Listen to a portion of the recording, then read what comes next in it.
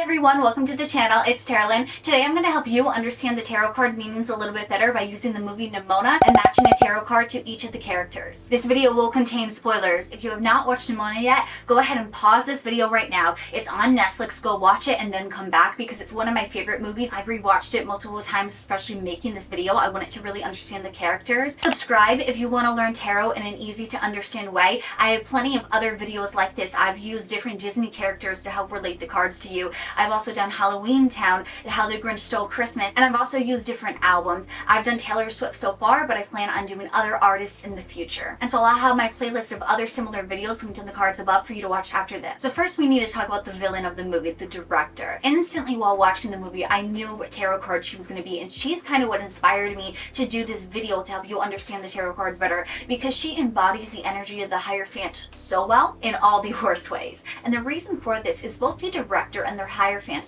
are stuck on tradition. They're holding on to tradition, and they do so in a way where they can halt progress, they can halt growth, because they're so stuck in the past, they're so stuck on what was that they are afraid of change. They don't want anything to change because it's unknown. And the Hierophant is someone where they're in control. There's a lot of authority that they have, and that's very much like the director has as well. She's in control of what she knows. She doesn't want to give up that control. She doesn't want things to change where they spiral out of her reach, where she's not able to protect people the way that she thinks is best. And because the queen is allowing Ballister to become a knight, she's changing the way that things have been. She's changing that tradition. And the director thinks that it's going to lead to chaos. She thinks that's going to lead to something bad. And so she justifies killing the queen because it's for the higher good.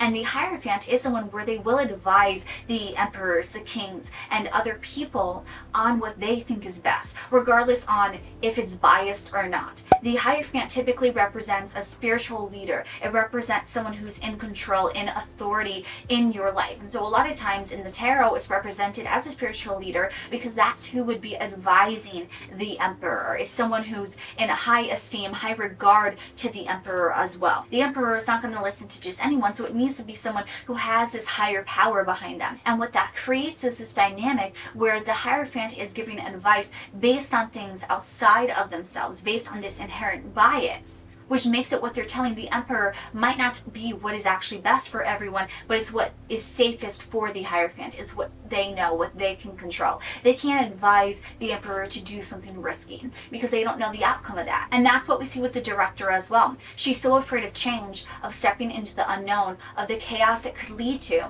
that she's willing to sacrifice the queen in a way that keeps her in control so she can do what's better for everyone else. I see what it really is. And so did Cloris. It's fooling you. Can't you see this is what it wants? For us to let our guard down. That monster is a threat to our very way of life. And what if we're wrong? She takes the greater good into her own hands. Innocent people will die. And so will the monster. And so that's something to keep in mind when the Hierophant appears in your reading. Yes, it represents this level of authority. It represents this person who is giving you advice or wisdom.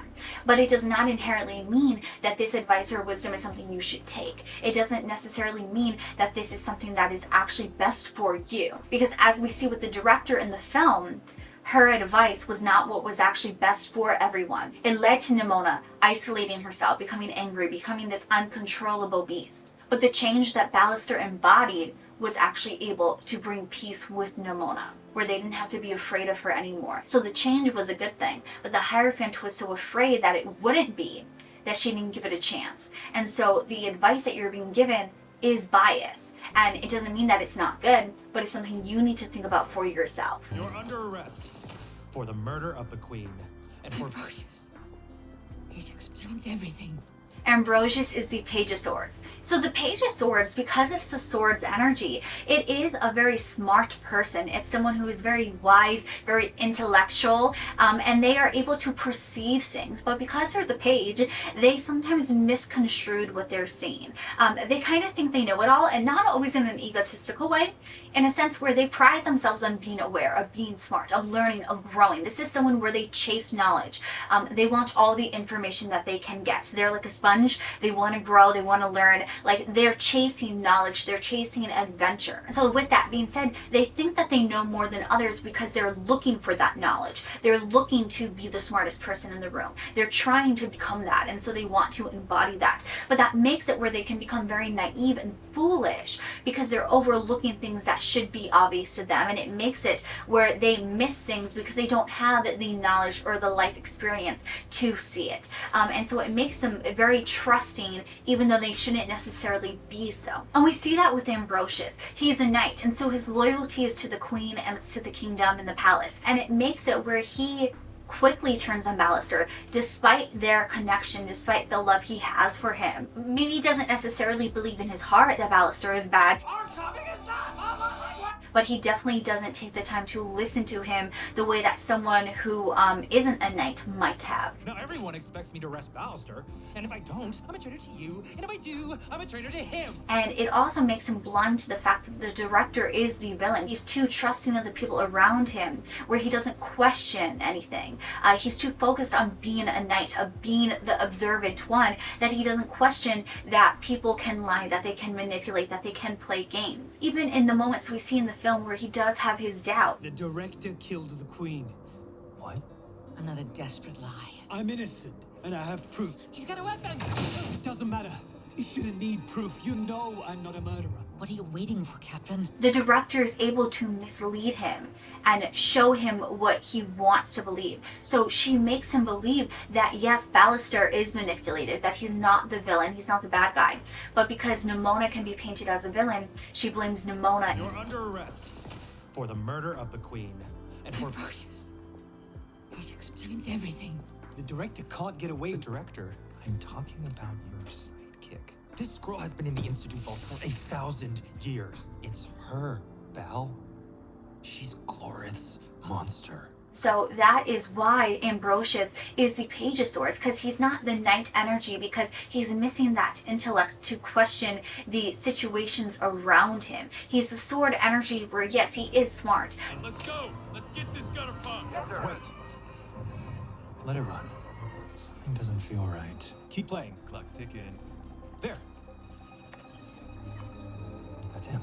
He's a very good knight. He's very observant of things, but there are things that go over his head just because of the way that the culture is there and the way that he's been brought up.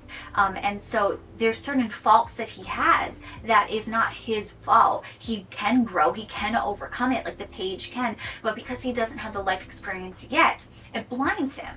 After this, after the film, he has that life experience and he can move up the court cards, just like in tarot how it goes from the page but they eventually become that king. But he's not there yet. He's at the beginning of his court card journey, so to speak. And so when the Page of Swords appears in your reading, be mindful that while you may be confident about things, or while someone else might be very confident with things, just because you think you know everything doesn't mean you necessarily do. Doesn't mean that what you think or the knowledge that you have is actually allowing you to make the best decision, or it's allowing this person to do what is best for them. There's an energy with the Page of Swords where you're underestimating what you were facing. And so if you are pulling this card and it appears for something to do with the future or for a specific person, or any obstacle in your life, be aware that you might not have all the knowledge you need in order to make the correct decision. You might go into things a little bit naively, you might trust the wrong people, you might say the wrong thing, you might do the wrong thing. But it's not anything that you can't recover from. It's just going to be a learning experience. And so when the Page of Swords is appearing in a reading, it's indicating like, hey, this might not go exactly as you think, but you're going to learn from it, you're going to grow, and it's going to be okay in the long run. It's not a card that represents failure. It just means, hey, you're picturing this going very smoothly and it might not go that way. Especially if this card comes out on a specific person, I think you might be underestimating how you can navigate your situation with them. You might underestimate how they're truly feeling about a situation, and they might react a little bit more emotionally than you were expecting them to, and there might be some problems that arise. But then as you get to work things out with them and understand their perspective, you'll be able to recover from it. So it's like learning lessons are going on with the Page of Swords energy. Like we see with Ambrosius' energy throughout the film, it's not that he's like a bad person or doing anything wrong, but there are a lot of things that he has to learn from. And towards the end of the film, we see he's understanding where he went wrong and the things that he kind of messed up with. Again, it's not anything that he is not able to recover from. And so there's learning lessons when the Page of Swords appears in your readings. This one. This guy looks extremely punchable. You're right, he is actually extremely punchable. If you are a Todd, please don't be a Todd. Punchable face guy? Of course, Todd! Todd swapped my sword, didn't he? What? No. Why are you protecting him? Who would protect Todd? So Todd is a character. He's not my favorite character. I kind of hate him. This isn't anything to do with the writing or the movie. I think he's written right, and I think he's a well-needed character for comedic relief. I think it makes the movie funny. I'm gonna be a freaking hero. I would hate Todd in real life. Fat unicorn. Yeah, you saw it. The thing with the horn that broke everything. You mean rhinoceros? If I meant rhinoceros, I would have said rhinoceros. He's not a fun person to be around. He's so reckless. And speaking of reckless knights, his card is going to be the Knight of Wands. And that's because as much as the Knight of Wands energy is a great energy, it can be a lot. Because the Wand suit is a kind of reckless suit, very passionate. And passion does not always mean that you think things through properly. The Knight of Wands kind of takes that impulse and amplifies it. Because instead of having like an intrusive thought or an impulsive thought, that's how they live their life. Every single thing that pops into their head, they do it, and they get tunnel vision, and they get really optimistic about it. They think it's going to work out. They think they're doing the right thing. And that is quite literally Todd's energy throughout the film. Despite his screw ups, because he's ready for his win, he's waiting to be right about it, have a victory, and like make himself known as this greatest knight ever, he misses the mark because he's so focused on that end goal instead of just doing a good job. And you have Ambrosius who steps in and is actually able to be a more productive knight and be like, wait a minute, like something's not right about this, like let's watch the tape. Hey, let's go. Let's get this gutter punk. Wait, You're letting him get away, bro. that's him. Where's that train headed? That's the express to the market, sir. Arrives in 6 minutes. Now we go. Into the market. I'm a door. My hair smells like lavender. He's just more orderly, more productive as far as a knight goes, whereas Todd is the Knight of Wands energy. He's gonna go in there, he's gonna be a bull in the china closet, and sure, he'll get results, but there's a more efficient way to do it, which he does not possess. And so the Knight of Wands energy, when it appears in your reading, doesn't necessarily mean that the person means any malice by it. Especially like if we look at Todd's perspective, he might be impulsive, he doesn't think he's wrong, he thinks Ballister is the bad guy, so it makes sense why he would want to go after him. Let me take the lead, director. To treat Ballister like the queen-killing monster he is, I'll hunt him down. I'll make it hurt. And so when the Knight of Wands energy is appearing in your reading, it's representing someone who's very passionate about things. And therefore, if you butt heads with them, they're going to make it known that they don't like you. But it's not always from a malicious place. They're not always going to be mean to you, especially if you don't butt heads in any regards. But it's representing that there's this very impulsive, immature energy around you where they're going to be focused on their goals. They're going to be selfish about that. And they're going to be kind of self-centered in that regard, where they're not being empathetic towards you or your goals or what you want. And they're not going to be patient. They're not going to slow down. Once they're fixated on it, they're going to go. And this could also be representing your energy if it's appearing in a reading. And so it means that there's an energy here in which you're very goal focused, but it might not be the most productive way to get that goal. Just like Todd is not the most efficient knight, the way you're going about your goal might not be the most efficient way. It is a stubborn way. It's a way that you're going to be dedicated to. It's a very passionate way. But there might be other avenues that you can look into. And so when it's appearing in your reading, it's telling you like, hey, you're going to wing it. You're going to go for it. And there's a good chance that you're going to get it. But there's also a good chance that there's an easier route to it. So it's not a card of failure per se, but it is a card indicating your path is one that is very impulsive. And therefore it's going to be reckless. And therefore whatever the outcome is, you might be better off slowing down and thinking about it. But if you're reading for like someone else's energy in your life, it means they're very determined to make this happen, especially like in terms of if you're asking about if someone's interested in you. This means that they're very interested in you, they're going to keep pursuing you, and there's not a lot that you can do that's going to stop them from doing so. So take with that what you will. It's going to be a very determined, persistent exhausting energy if you are disagreeing with them on something. If this is coming up in a reading that you are in an argument with this person for, there's not a whole lot you're going to be able to do to win this argument. The best thing you can do is walk away and try and keep your own peace, because this is not someone who's going to really listen to you. Like I said, there's almost this sense of tunnel vision with the Knight energy, where they get so focused on what they want that nothing's going to sway them from it. And because they are so impulsive, they are so reckless, just like we see with Todd in the film, he doesn't want to listen to Ambrosius when he's telling him to slow down or wait a minute. He's go, go, go. Get a weapon! No, not anymore. Todd rules. That's the same energy with the Knight of Wands. It's very fast paced, very fast moving. They want to see results. They want to do something and be rewarded for it. And so they're not going to take their time with things. If one thing's not working, they're moving on to the next. They're constantly pivoting, constantly adapting, because they're focused on the goal. They're not focused on the journey. Ballaster is the Tower card, and I say that in the best way as someone who loves the Tower card. I know that is a card that has a really bad reputation about it. It's a card that a lot of people are afraid of, and that's because it's described as a very intense, very powerful card. But it's not something you actually have to fear, because the Tower card is only telling you things that you already know. The Tower card, yes, represents something that is breaking, something that is not working, and lightning is striking it and tearing it down, because you got to get to that foundation. You have to strip away everything that was going wrong, everything that wasn't working, everything that was bad, in order to get to what can actually work. A lot of people see the Tower card as a destroyer, as something that is coming in and wreaking havoc on your life. But what the tarot card actually symbolizes is not something drastically coming in and ruining your life. It represents acknowledging that there's a problem so that you can face it. So it's not the problem that's coming into your life from the Tower. It's saying, hey, this already is here. Now we gotta face it. Because what happens in the Tower card is that lightning is striking a tower that is built on rocky foundation, and it's causing it to crumble because it was not built securely. So the Tower is not representing something that's weakening something or ruining it.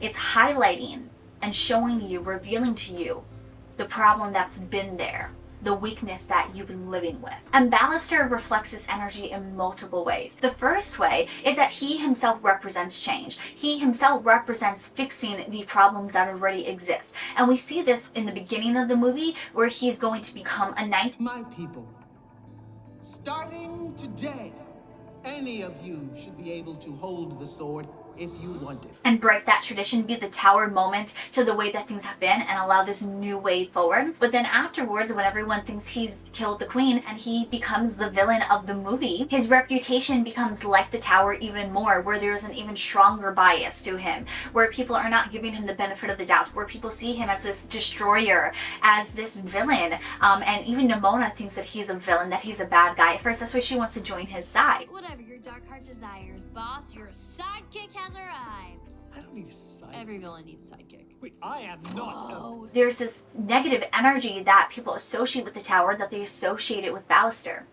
And as we see as the movie progresses, is that that reputation is not true. He did not kill the queen. He was set up, but people still perceive him as that until he proves otherwise. And so until the change has fully occurred, until that transformation is complete, people are going to have a negative connotation of the Tower. The same way, if the Tower card appears in your reading, the first time it appears, when it's showing you, hey, something's being destroyed, you're going to be upset, because a lot of times our ego is attached to the way that things have been. We're happy with it. We don't want change. We don't want loss. We don't want to have to pick ourselves back up after we let things leave our lives. But the matter of life is that that happens. The same way that Ballaster has to cope with the fact that everyone has turned against him, and that's his loss to deal with, he then has to continue to pick himself back up and prove to everyone that it's not true by finding out who truly killed the queen. His Tower, in a sense, has crumbled beneath him. His life has crumbled beneath him, and he needs to pick up the pieces with the foundation he has. His foundation is the knowledge he didn't kill the queen, which means that everyone else is looking for the wrong person. And then as the movie progresses, we see him embody the change of the Tower card, because when he first meets Nimona, he acts like everyone else. He judges her, he has his perception, and he's afraid of her. You're what? Marsupial? Mariachi? Meatball? you're a monster. Do not call me that. But as he gets to know her, as he builds that kinship with her, he sees that she's not that different than him. I'm still taking the 600 gold. What? You didn't tell told me you could breathe fire. Oh. Metal. Best 2 out of 3? At the end of the movie, he is not afraid to face her and acknowledge the problem of everyone else where they've been afraid of her, where they fight her. And instead, he goes to her and he accepts her. That moment is the tower moment. That is lightning striking the tower and breaking down, dismantling what everyone believes, what everyone perceives Nimona to be. And so the tower card represents a change maker. And that's exactly what Ballister is. His existence is a change maker. You changed the way you see me. Even if the queen hadn't died, he would have changed the way that things were. And because the queen died, it was because of him still. He's the reason for her death, because that's what the director used as justification to kill the queen. She didn't want the change to occur. So Ballister's existence is embodying the tower card energy, because his existence pointed out the flaws of the system they were currently living in.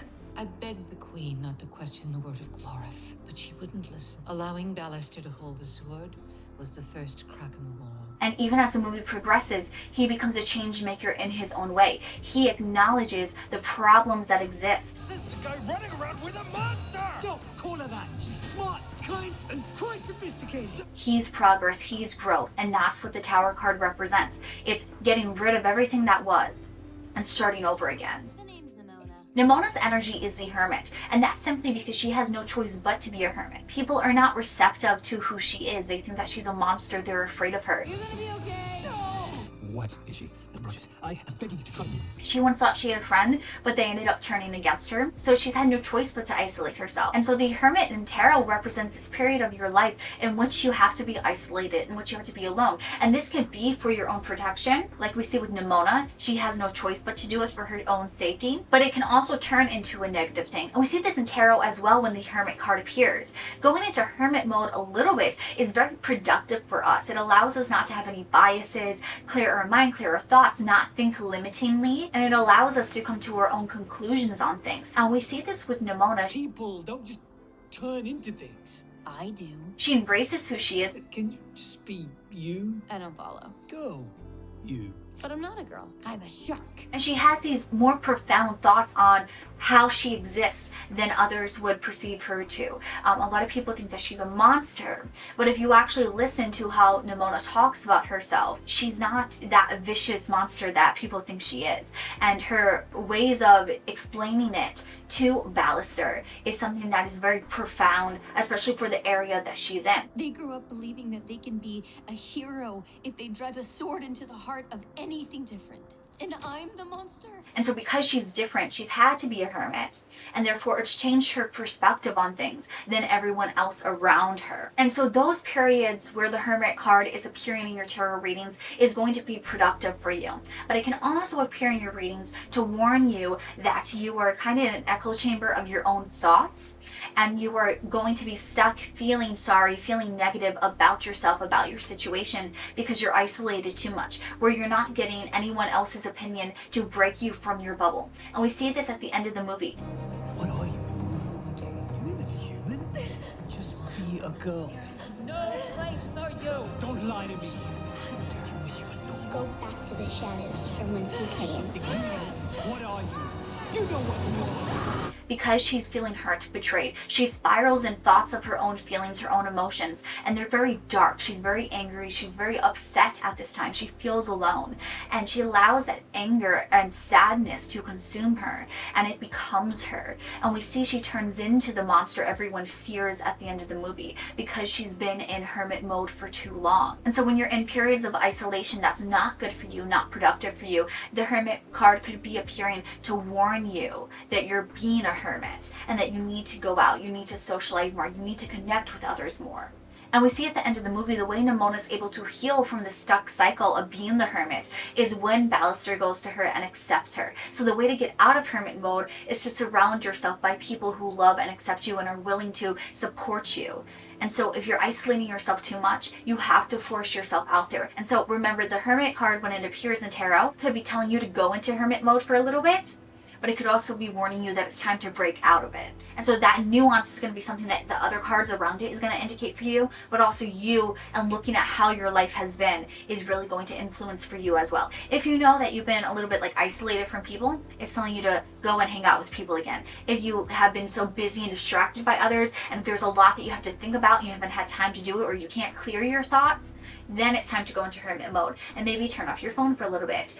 Don't go on social media. Maybe don't go out that night, and just sit with yourself, your own thoughts, until you have the answers that you need. The queen has to make the tough decisions on what's best for the kingdom, and it's not based on traditions like we see in the Hierophant energy, but it's based on what's truly fair, like the Justice card in tarot. With the Justice card in tarot, you're basically representing two sides of the scales. You're trying to find the equilibrium in all situations. And so when you're finding balance in things, it doesn't always mean that it's a good thing or that it's a bad thing. It just means it's a consequence for an action, cause and effect, so to speak. And we see the queen knows that things need to change, and she allows herself to look at things with an outsider's perspective and to see if there's a reason why things have to stay the same, or if there's a benefit to them changing. And we see in the movie, the queen decides that it's actually best for the kingdom to change. She makes adjustments to the knights with Ballister, and she wants it to be something that not only is a change with him, but a change moving on from him. He doesn't come from a noble bloodline, but he might just have the heart of a hero. And the Justice card is that energy of balance, of doing what's best in the situation, of finding that fairness and finding the equilibrium to things. And so when the Justice card is appearing in your readings, it doesn't represent that you're always going to necessarily like what the Justice card is bringing, but it means if you look at the context surrounding it and what that justice is for, you'll be able to understand what it's bringing in. And so the Justice card in tarot typically is talking about outcomes or some sort of resolution, some sort of result, and the other cards around it is going to determine what that is. Even if it's not what you want it to be, still something is going to happen because of it. It's a cause and effect. So the end result is going to happen regardless if you want it to, or regardless if it's in your favor, because it's a natural consequence. And so the queen was going to face some sort of outcome because she was creating change. She was hoping that the change would be a catalyst for a positive change for everyone. But instead, the Justice card, the balancing energy, was that the director holding on to the tradition killed her. It's still an outcome, just like justice is an outcome. You might not agree with it, but it's the balancing of one thing leading to the other. Glorith is the Seven of Wands, and that's because both Glorith and the Seven of Wands are full of ego and they're defensive. Go back to the shadows from whence you came. Neither of them really care what action the other person is taking or what they're saying. They have their mind made up about a situation. They're going to defend themselves, they're going to protect themselves, and they're not going to compromise, they're not going to listen. She's a monster. Because the Seven of Wands already feels like they tried what they could to fix it. They've already tried to be the peacemaker. They've already done the work to be the bigger person.